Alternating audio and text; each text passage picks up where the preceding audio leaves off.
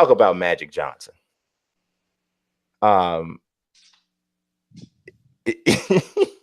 You know what Magic Johnson is? Magic Johnson is one of the funniest people who doesn't mean to be funny that I think I've ever seen. Like Magic don't tell any joke Yeah. anyway. Like it's just his mannerisms, right? And like so this reference I'm gonna make hasn't aged well, but it still is kind of true. He has a Bill Cosby kind of a quality to like his facial expressions Hmm.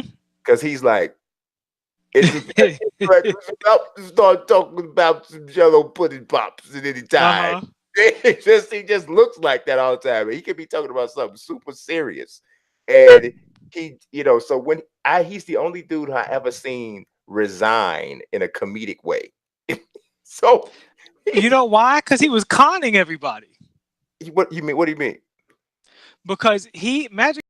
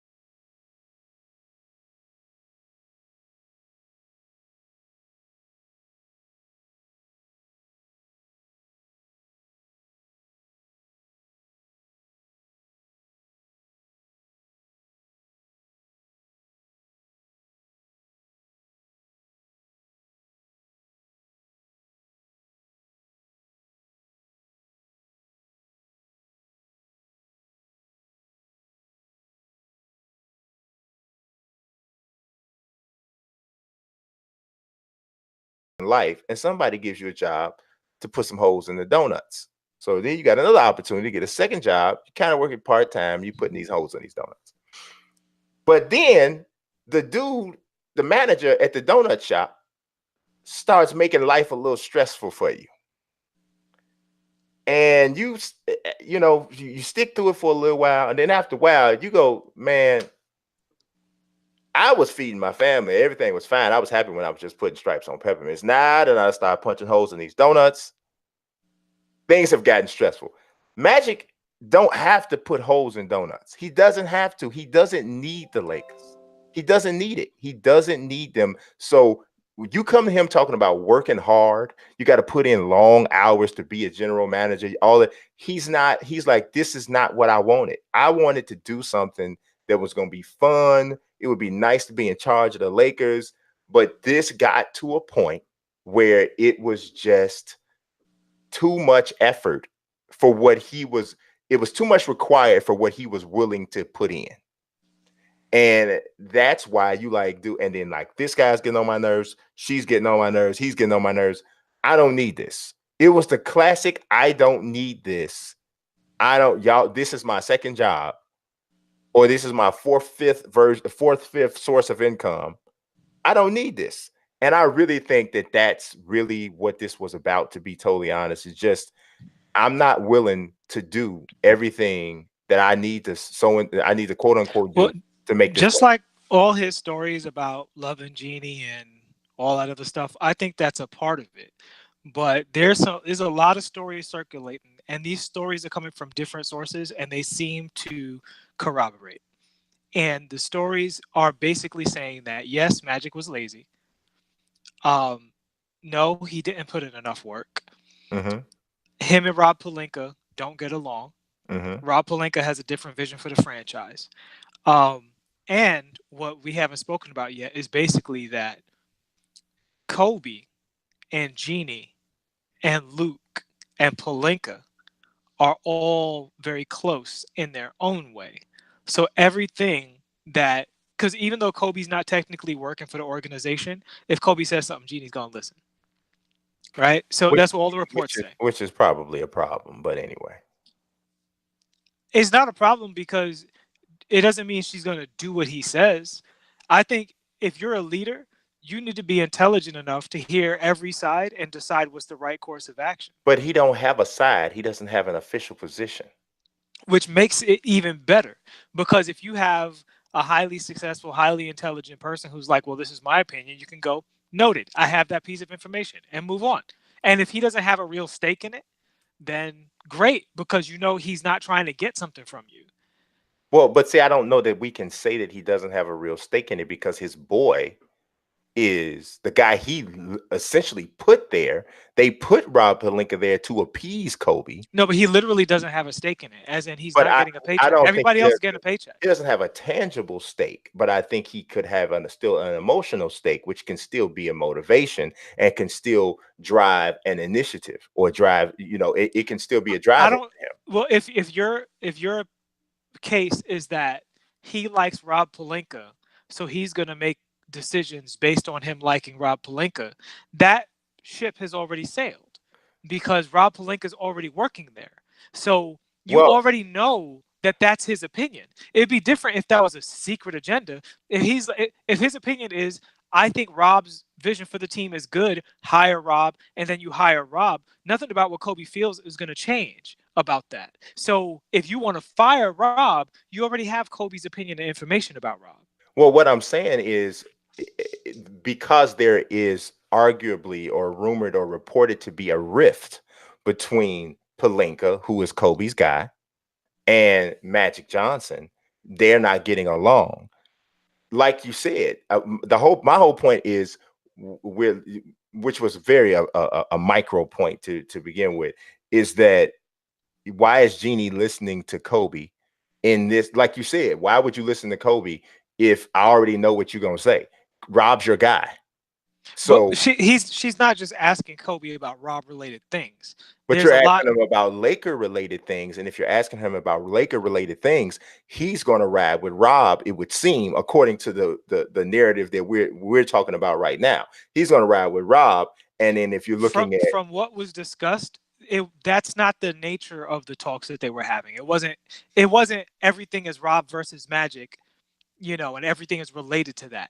That is a more recent, that's what it has developed into after all of the things have happened, right? So when they talk about her listening to Kobe, some of that is from months and months and months ago. Some of that is his opinion regarding this, his opinion regarding that.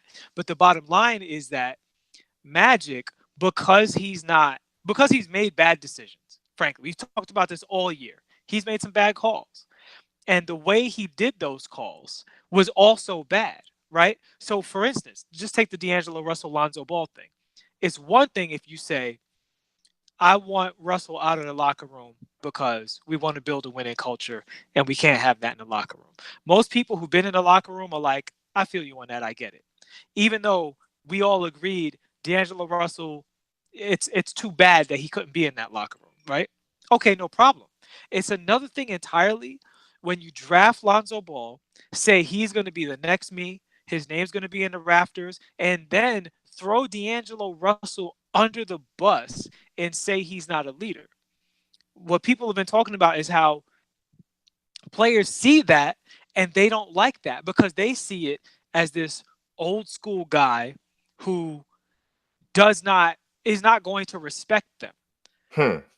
I don't know. I don't know if I would 100% agree with that in terms of in the D'Angelo Russell situation, because I think that I think D'Angelo Russell has played his way into good graces with people because of his talent and because of how much Well, he he's has also matured as a person. right. And I mean, because he grew up as a he grew up he was a kid, he's still a kid, but I think Now he's like 23 years old, but he was 18 yeah, or 19 years old when that happened. yeah, 19 years old. like 19, 20 years old when it happened. So but I think that originally when Magic was making those statements and saying and making that decision about Russell, I don't think he was on an island at that point, right? Well, And no, I see, don't but that's think not the point. It's not that he was wrong. Everybody knew that D'Angelo Russell no, messed up. no, I'm addressing what you were saying when you said players don't like that. I don't think most players would have had an issue with him with that at the time, right? But now, if you go back and you look at it and you say, oh, look at the player that D'Angelo Russell has become with Brooklyn. And then you also look at what has happened with the Lakers. And then now, yes, hindsight is 2020. It's easy for everybody to say, yeah, and he shipped D'Angelo Russell off too.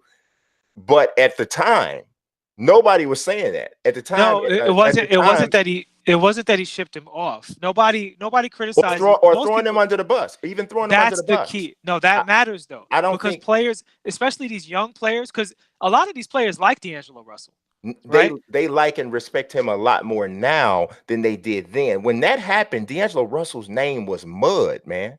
Well, It was mud. but the thing is, everybody knew he made a mistake. He didn't deny making a mistake. Everybody also knew he was a kid doing something stupid. Exactly. And Magic being the adult and this is what I said about the Lakers before that happened. I'm like, the real reason D'Angelo Russell had to be moved on is because your locker room situation was so toxic and disorganized that this kind of stupidity happens. Because this is not something that, if this happened in the Spurs, we will all be shocked to our very core if this happened in a Popovich locker room Well, you or know even a what? Utah locker room. I wouldn't. I wouldn't actually. I wouldn't I actually totally would. With because nothing in the 20 years he's been there, not a single story like this has come there. Well, it depends on how you want to look at it, but Tony Parker and Brent Barry had a problem. Even that was an off the court issue. Look But at that. that That wasn't was a off the situation. court. They weren't on the court when he recorded this guy's They were in the conversation. They were in the locker room though. That's still under your watch. You talk about something that happened in the bedroom. That's not your purview. Yeah, You can't yeah. control what happens in the bedroom. In the locker room, literally on real estate that you pay the rent on, yeah, that's your responsibility. There's a hard line. Yeah, I There's a don't hard line know. between the locker room and the bedroom. Mazique, I don't know what kind of locker rooms you've been in, Well, but I guess it depends on what team you're on. But bottom line I is don't think it's that. I don't think it's that different, because I think the picture that you paint is one about culture, and the culture is something that goes beyond what's happening on the court. The culture is about the way your teammates and the players act and treat each other, and I no, think I'm goes beyond the specifying court. locker room culture. But I think, but okay, well, we didn't specify locker room culture at first. You were saying I would just be shocked if something like that happened with the Spurs or with the Jazz. So I didn't know In their locker room, okay. specifically in their locker room. Or in their locker room, yeah. I mean, Because those coaches and those GMs and those owners have of same thing with the Pacers. They have a consistent way that they're like, this is how you behave in our locker room. And it was, you sort of like, it was total tomfoolery, horsing around. It was not a disciplined organization. So it's what, you can't stop D'Angelo Russell from making a mistake like that. But what you can do is handle it in a way where they go, he messed up, but you handle it like a boss. And you know what though? Were they in the locker room? I don't think they were, bro. And I'm looking at the video now, and I didn't say anything originally because I wasn't sure, but I'm looking at the video. They look like they're in a hotel room, because Nick Young is laying on a bed, and you can see a lamp next to him and a pillow, and then D'Angelo Russell is on the other side of the room on his bed, and he's just sitting there talking. They're on the road together, and so this did not happen in the locker room. So This happened in a team hotel. okay, I think you're reaching now. It didn't I'm not happen in a reaching locker because room. no, You're because expanding. You're I'll stand expanding the corrected on the locker definition. room point. No, but my thing about it is, and this was what I was going to say about the Tony Parker thing. The Tony Parker Brent Barry thing was batten down the hatches. This is a personal issue, and they handled it behind closed doors. Magic Johnson came out and threw D'Angelo Russell under the bus. And my thing was the whole thing about it, the same way Magic is exiting was handled like a circus. Like right now, Magic exited. Did Pelinka come out and give a reasonable statement? Did Jeannie come out and give a reasonable statement? Did LeBron come out and give a reasonable statement? No. They sent Lonzo Ball and Kyle Kuzma out there to be like, I see y'all next year. Yeah. Like, this is the kind of unprofessional stuff that's going on in this organization. And Magic Johnson, while he was there, made it worse across the board. And we've been criticizing him for this for the entire time. That's why I'm saying his entire exit was a manipulation. Frankly, as a Lakers fan, I'm glad he's gone because I don't think he did anything good while he was there. Even the acquisition of LeBron James is, by many reports, being credited to Kobe Bryant. I don't believe that. I don't believe that at I'm all. just I'm telling you reports. I don't Yeah, believe anything. I'm yeah, just telling you yeah. what I the don't. Yeah, reports are saying. I hear that, but I don't believe that. I believe Magic got LeBron there. Now, whether or not we believe that that is a good thing or not is debatable too. But I believe that Magic got LeBron there, and I'm not arguing that Magic did a good job. I don't think Magic did a good job. I don't think. I don't think. I think that Magic. I don't think Magic ever truly wanted to be a general manager. I think he wanted to be a figurehead. I think he wanted to be a magnet for big time free agents. And oh, I'm gonna go play there because Magic got on the phone and Magic called. You can even hear it in the thing that he said when he was resigning. He said But he liked going back to go finish. he said he liked being able to talk to this player, that player. Like so, Ben Simmons came, called him, and Magic liked feeling that feeling of adoration, right? He liked that, right? And he liked these players reaching out to him, and he wanted that same dynamic. He wanted to feel that way. And there's a part of the job, the recruitment aspect of it, that I think he liked, right? He liked the recruitment. He liked the chase of going to get these free agents and deciding which player. He wanted to be a GM the same way fans want to be a GM. You know, we want to sit at home and I want to go out and sign a free agent on 2K and play in my league, right? I want to go out and I want to look through the scout the prospect list and go, I think that kid's got it. You know, I think that's what he wanted to do. But he got out here and the job was had so many more layers to it, and he didn't I don't for whatever reason he didn't realize how restrictive it would be for him in just the way he wanted to exist out here as a Laker guy. And I think that when all of it started to come down, and he started being faced with a lot of failure and a lot of pressure, at the end of the day he made the decision: I am not willing to put in the time and the work necessary Well, to that's again succeed. the many reports, and again from various sources. Mhm. Um, when I say various sources, I mean there are people that are reporters. There's a lawyer who's very close to the Bus family, who was close to the Lakers organization, who's been just dropping stuff on Twitter. I don't know, and you know, you No, got I saw him. Woj. I know Yeah, exactly what you're talking about. yeah, you got Woj, the stuff that he's saying. Woj, very reliable reporter. You got the stuff Stephen A is saying. Again, he tends to be plugged into certain things. And a lot of what they're talking about is you take what you said. Magic didn't take the job seriously enough. We all agree on that. And even within himself, he didn't take it seriously enough, realized he had to take it more seriously. But that wasn't the problem. The problem was that he didn't take the job seriously and then still wanted to have a power struggle. See, it's one thing if you don't take the job seriously and you just want to be a figurehead, but then you can't be like, we got to fire Luke or else. I want to fire Palenka or else. You know what I'm saying? Like, you can't take that stance. You can't be like my way or the highway, particularly when your title says you're supposed to have final say on all things. You have to choose. You either got to do the work or let go of some of the responsibility. And you could be a figurehead and it'd be like, yeah, Magic is president of basketball operations. You know, he has final say on everything. But you're really like, you know, doing business meetings and sipping Mai Tais in Hawaii and just coming around and helping recruit with whatever they say they need. They're like, we want to get Ben Simmons. You go out and, you know, put out the feelers, make it look really welcoming to Ben. That's one thing. But it's another thing when you're like, I definitely want to have these things done, but I don't want to put in the work to do it. And since you're not just rolling over and doing whatever I say, now I'm starting to feel betrayed. Yeah, That's an entirely different thing. I don't. And the thing is, his press conference had zero accountability in it. Not a single syllable about his vision for the team, mistakes that were made, but ways that he saw that they go forward. It was all BS. And I like Magic Johnson. That's the funny thing. I like, respect, and admire Magic Johnson. So I'm not trying to attack him. But that press conference, in terms of it being comedic, it's only funny because his intention was to manipulate everybody emotionally. 100%.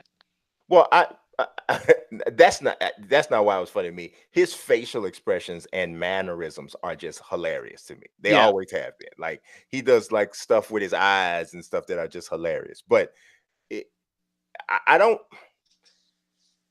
disagree really with anything that you said, except for I don't know that.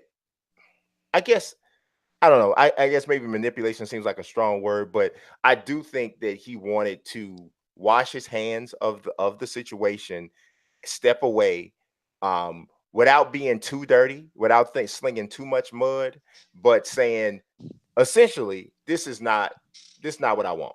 This is not what I want. For whatever I mean, I think everybody kind of can see and know what he didn't do well. You know, I mean, the Lakers under his watch put all of their eggs in a sign big free agent basket. That's all of their eggs were in that. And when they only got LeBron, they were screwed. They were done. Well, see, even with that, like, I honestly think that people are grossly overreacting to the Lakers situation. Yeah, They're not in a I terrible don't think situation. I don't think Like, so either. I don't think so either. and this is why I keep going back to the culture. But and I talked about LeBron with the toxicity. I feel like the Lakers, where they are, the injury, unfortunate. They were in fourth place, trending upwards. That's too bad, right? Mm-hmm. Bunch of guys on 1-year contracts, but then you start hearing stuff like Luke Walton as a coach being a problem. He didn't have to be a problem. It's not like Luke Walton didn't tear LeBron's groin. I hope not. Right. I So, don't. you know, I don't blaming know what that, kind of locker room that happened in, but right. like you said. Exactly. So they're putting all that blame on Luke Walton. I look at the Lakers when LeBron's not playing, and I'm like, they look like a team that knows what they're doing. They're not like running around with like chickens with their heads cut off or anything. Where I'm just like, this coach got to go. And even his attitude handling all this stuff. Luke Walton didn't make anything worse ever. And like, crazy things happen. Magic screaming at him in the background, all these words about him being done at the end of the season. Even the fact that Magic put out there, I'd fire him now, but I promise Jeannie I give him a season. Like, that's wild. And Luke Walton was just like positive, keeping his head up and coaching his team. LeBron sitting at the end of the bench, pouting, holding the ball at the top of the key half the time. He just rolled with it. I was just like, so that's not a serious problem. I think Luke Walton's a good coach. Is he a great coach? I don't know. I think We he don't know needs yet. he needs a better situation. So you have a coach that's at least decent. You have young players, again, at least decent. Do all the parts fit perfectly? No. Lonzo Ball's got to fix his free throw situation. Brandon Ingram, for 2 seasons in a row, second half of the season, looked way better than he did in the first half of the season, which is a great sign for a young player, especially a young player who's still filling out his body. Kyle Kuzma is a great pick. You know, he is what he is. Julius Randle, under Luke Walton's watch, was clearly getting way better. Y'all done got rid of him for no reason. So y'all have a crew of young players that are decent to good. You have a bunch of cap space. You have LeBron James. You have a decent coach. You have draft picks. Why is everybody crying and panicking? Yeah, no, I see. I don't think it's really necessarily a pan. I mean, maybe some kind of irrational Laker fans are panicking. I definitely don't think it's panic. I use the word screwed, but I just meant like for this season, for But I your think a lot goal. of people think the Lakers are a mess. But the Nah, thing I is, don't think so. Like I believe people think that. I just don't think that. yeah, the reason they seem like a mess is because they won't get on board and be disciplined as an organization. They don't line up together and form a spear of focus. So I think Magic being gone makes it more likely that they will have some cohesion and consistency in the organization, but it doesn't guarantee it by any stretch. I don't know if Rob Pelinka is good or bad at his job. I have no idea. With Magic there, that was part of the problem is Rob Pelinka only has limited accountability because you could blame everything on Magic. So Yeah. now we'll see where he is and all that stuff. I don't think Jeannie Buss is just this wilting flower who's just smiling and nodding and Oh, doing the no, best she not at can. all. No, Not at she a all. cold-blooded daughter of a billionaire who, you know, a multimillionaire anyway, who I think has been around this organization for a long time and is very shrewd about keeping her place and moving the organization forward. And there's even reports that this is Jeannie's fantasy that Magic leaves without her having to have some big falling out with him. He basically, falls on his sword and he's a martyr and he throws that magic smile and makes it all okay. And they can get to the business of becoming an actual decent franchise now. Yeah, I think the Lakers are guilty of being a little too loyal to some of their greats. But I guess maybe only two of them really. You know, I think that they were too loyal to Kobe down the stretch. Um, I think that it would have been a tough thing to do, but I think that they should have moved him, and I think they could have found takers late, later in his career, because I don't think that he helped their franchise move forward. I think they were too loyal to Magic throughout this time period. Perhaps they could have gone with somebody that was much more experienced. But then on the one hand, I understand the Kobe thing too, because the Lakers made a bazillion dollars. That's what I The was going to last, say. I yeah, think the you on know, court product, they weren't going to win the championship. And he was going to retire in a couple of years. So with him, it was, you going to get us this TV deal. It doesn't matter what we put on the floor. We can literally play for cap space and draft picks while you give us equal money on the TV deal. It's the same thing I said about the Zion Williams thing. Like everybody says about Zion Williams. You got to be realistic about the fact that they need to sell tickets and they need to have people watching them on TV and get those TV spots. And hey, Kobe guaranteed that. They just signed that deal. That is what. And the thing is, that deal was, again. This is a smaller family. This isn't. They're not as rich as Jim Dolan, right? Or Steve Ballmer and guys like that. So that TV deal is a really big deal for the Lakers, and they basically didn't have, and they just offered that deal to him. They didn't have the option. It was the other stuff. It was paying Luol Deng and you yeah, know I don't, Timothy Mozgov. That was the I, problem. It I, wasn't I don't Kobe. know. I don't know about that. The Lakers are the Lakers, and and while I wouldn't suggest that having Kobe hurts getting any type of TV deal, but the Lakers are the Lakers, man. The Lakers don't need any one particular person to get them a TV deal. And then if you really think about the essence of a TV deal, which is something forward looking, you're going to give a team a TV deal for a guy who's got a year or two at the most left in his career. I don't think that factors in as much on a future deal as building an actual future Well, on a at the time, franchise that is one of the figurehead franchises in the NBA. So I think that from that standpoint, they're going to do their thing either way. I think that moving Kobe, you would have been able to get assets because he's still Kobe. And there's some other teams out there who may have had assets who don't have the established fan base that the Lakers have, who would have probably overpaid for Kobe for the same reasons that you're talking about for why the Lakers kept him. there's a couple of things with that. First of all, what I'm saying, it's not my personal idea. These are reports, again, various sources that I read that said basically they paid Kobe because they wanted him for that TV deal. That's what the report said. So what the people proposing and signing that TV deal were saying in the meetings. Mhm. We don't know that.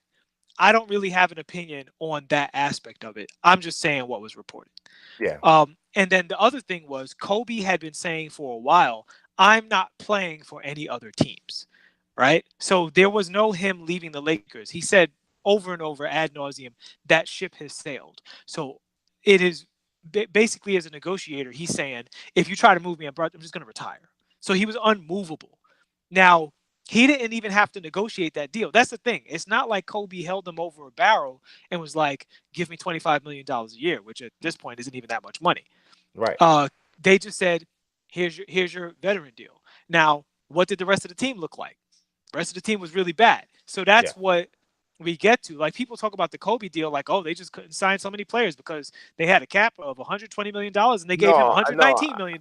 yeah, I No, don't think it was they that. had an entire cap to fill up with good players. Kobe got the celebrity paycheck, and the rest of the paycheck went to people who were really bad at their jobs. And they had Byron Scott as a coach, and he is not a modern NBA coach. So Yeah, that is what it is. I don't think it was about saving money. I think it was about what assets could you have procured. And I understand maybe Kobe make given the impression that he would retire if, I think he had a no trade clause yeah, too. So if if given that impression that he would retire. But there was a time period when, as an organization, you see things coming and you have to make tough decisions about things that you see coming, and you have to be first in doing so. So I don't know. I just feel like I think it was more about what assets they could have gotten for Kobe, but that's all as essentially is water under the bridge at this point. Um, they're in the situation they're in, which is not a horrible situation by any stretch. It's just it feels horrible to Laker fans with extremely high expectations for their team every single year because they are the mhm. Lakers. So, but I don't think it's really as bad as it seems.